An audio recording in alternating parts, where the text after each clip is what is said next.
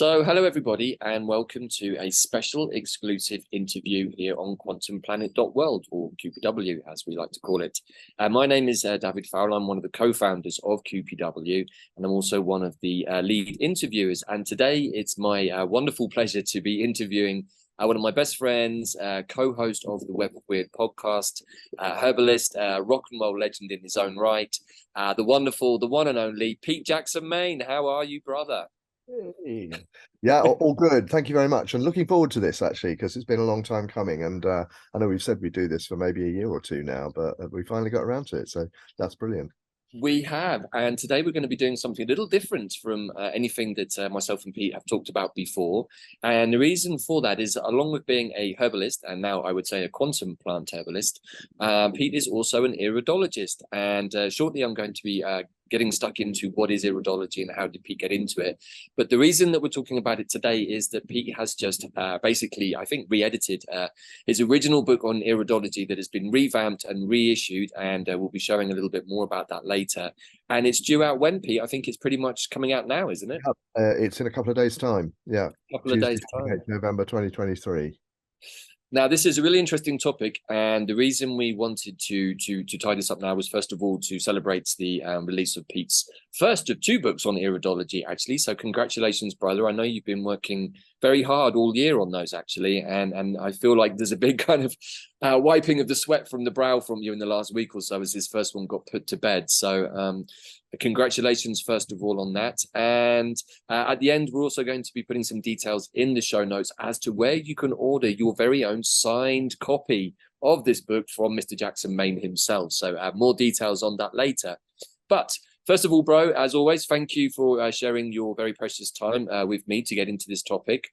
But let's talk about iridology, because it's not something that we normally talk about. It's normally plants and far out weird stuff that we talk about. But today we're going to be talking about something that I think is really, really interesting, but also very quantum. And we're going to get into that later too. But first of all, what is iridology, Pete? Tell us all about it. Right. Okay. So the irid part of it comes from the word iris, and it refers to the iris of the eye. Mostly the human eyes, but it can be done on animals as well. And the theory, wanting to sort of make this as brief as possible, is that what we see in the eye is, well, if we call it genetically determined, I have to say that from my current perspective, I'm not altogether sure what that word really means. I've got a few interesting little kind of takes on that. One of which is that apparently, you know, when we think about genetics, we think about Crick and Watson, the discoverers of DNA, and it all hangs on that. But what most people perhaps don't know is that Francis Crick, up to the end of his life, his daughter at his funeral, or his son, I can't remember, one of his children at his funeral declared that what kept Crick going was the desire to put the final nail in the coffin of vitalism. So the fact that we should be talking about iridology as a genetic phenomenon is kind of weird, in the sense that it's also the diagnosis of choice for vitalistic practitioners such as naturopaths and certain types of herbalists. So it is a diagnostic technique, but it's predicated upon the idea of constitution. So each of us is born with a particular package that represents us, and it, you know, and we tend to think of it in terms of the uniqueness of our DNA pattern. And when we talk about genetics, we also have to put into the mix the concept of epigenetics. So if we think about genetics as being the sort of original parcel, and epigenetics being the changes that occur as a result of the interaction with the environment, then you've sort of got a good idea about what constitution is all about. Now, it turns out that the iris of the eye, in contrast to what people used to think, doesn't really change that much. So in other words, what you get at the beginning, shortly after you're born, because your iris is not actually fully developed at birth, interestingly enough, but shortly after you're born, the patterns and the basic color of the iris is set for life, and it doesn't really change.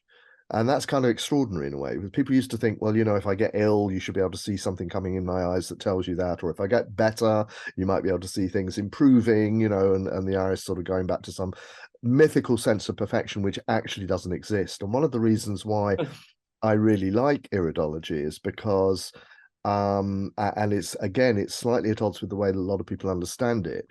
There are things, for example, in the pattern of the iris called lacunae, and I always talk to students about, how to remember that word and what it means, because it's lac une, which means that something's missing. There's a hole in the texture, literally. But if we Okay. think about that in terms of something negative, we're really not doing ourselves much of a favor, because what that actually means, that hole, is something else completely. It's an opportunity. It's a particular type of energy. And we need to understand that. So for me, increasingly these days, iridology is a map of the energy within an individual body and its potential for moving in particular ways and driving a person's health in particular directions. But there's always a meaning behind that. In other words, if your health is driven into a particular direction, you've got a pain here, there, a symptom here or there, whatever, there's always a symbolic message there. And this is why, as you rightly said, I'm sort of tending to regard the iris as a quantum phenomenon these days, because it will lead us into very, very different places once we know how to interpret it properly.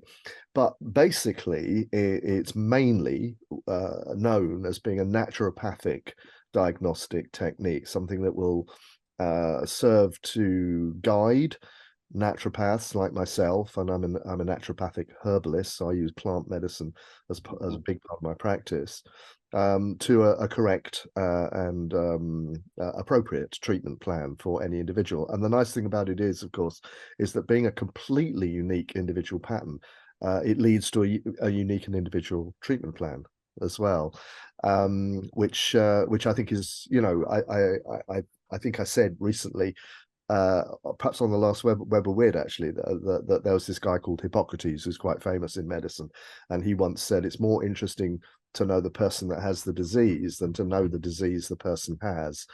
And that's sort of, that in that manifesto almost is enshrined the difference between a naturopathic approach and a standard medical approach. Mm. Wow, thank you, Brian. I've just made quite a few notes there, and we have talked about this before, and I know that you're talking about it a lot at the moment, obviously in preparation for the release of the book, but lots of interesting jump-off points there, which I'm going to loop back to at various points. And yeah, I mean, from your point of view, I guess working with this kind of, how to say, window into the energy field through the irises in conjunction with the quantum plant herbalism that you have been working with for many, many years, but I also see evolving very much in the last sort of couple of years, really, as we've looked more at the quantum side of healing. And you said something that really caught my eye there, which is like looking into the irises is like looking into the map of the energy within.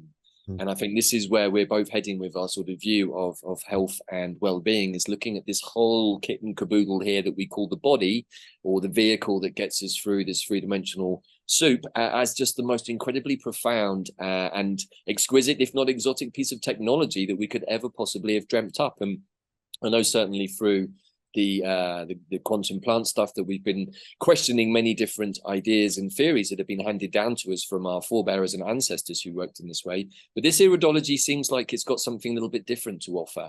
And I'd like to get a bit more into that, Pete. But also, how did you get into iridology? And can you give anything more about a little bit about the history of where does it come from? What's its lineage? What's its historical birthplace? That would be interesting, I think.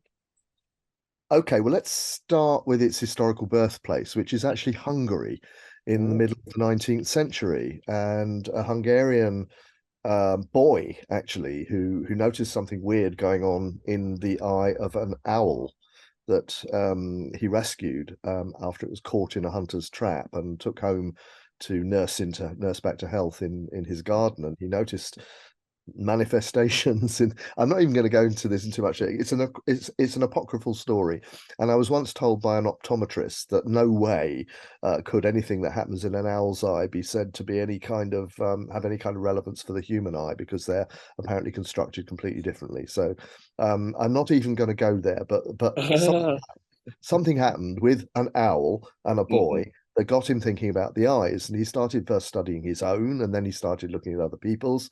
He became a homeopath when he grew up, and remembered what he'd been sort of looking at in the eyes, and started to make, kind of rudimentary research into what might possibly be regarded as disease signs in the iris. In other words, signs in the iris or markings in the iris that seem to correlate with particular symptoms or particular diseases. And he became very famous quite quickly through doing this, because people used to cross international borders to go and see him. He had a massive reputation. And at a certain point, interestingly, a medical doctor came along and said, "What's all this? You're a charlatan. This is absolute rubbish. You can't possibly be doing all of this." Whereupon he looked into the man's eyes and sort of gave him an instant